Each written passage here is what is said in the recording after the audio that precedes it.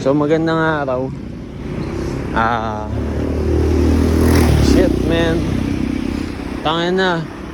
Day 5 ata o day 4 ng nomadic experience.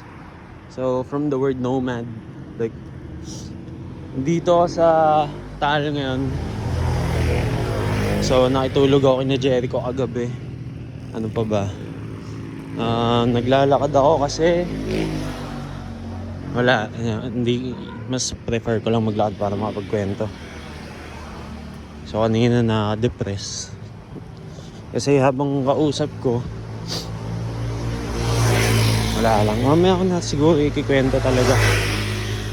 Ilalakad ko muna tong mga nasa isip ko. Pero yun nga, update lang.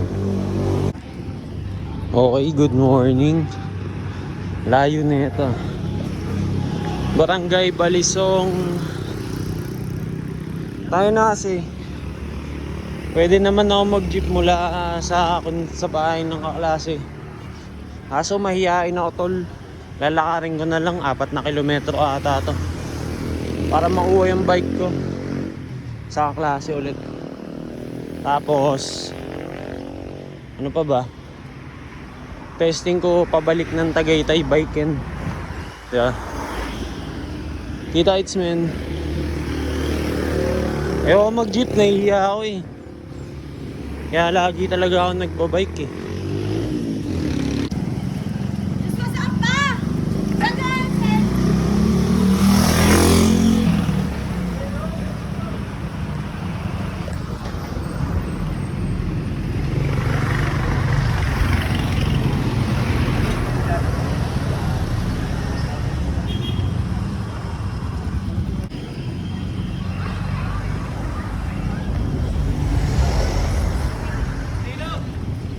Yo!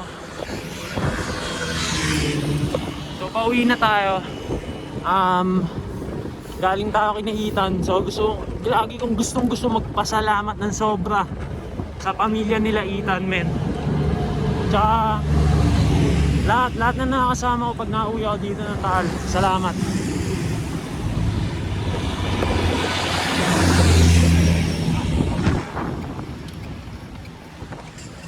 Pero yun nga, salamat sa lahat na nakakasama ko para sa akin. Hindi ko lang masabi pero kayo yung tumutulong sa akin ngayong ganitong mga times.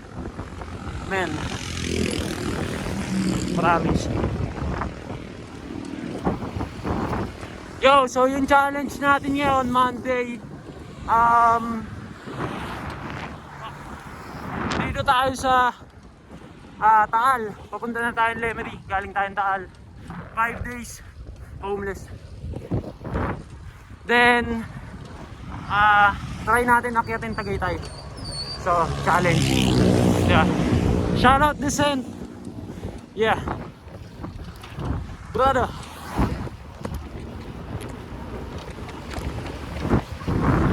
Woo!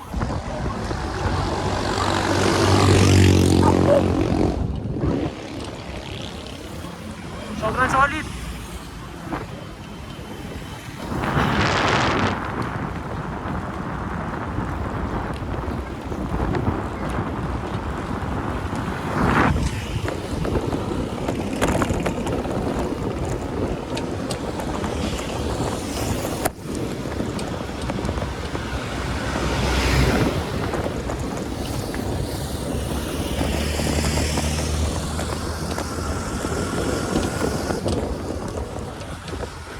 Pero yun nga, so lang sabihin kung bakit ako napunta dito sa Taal.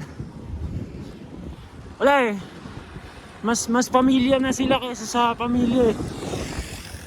Yan talaga reality. Kailangan lang mag-adapt. Pero napaka-solid nyo. Tanga na, sasagad na talaga ako ngayong taon.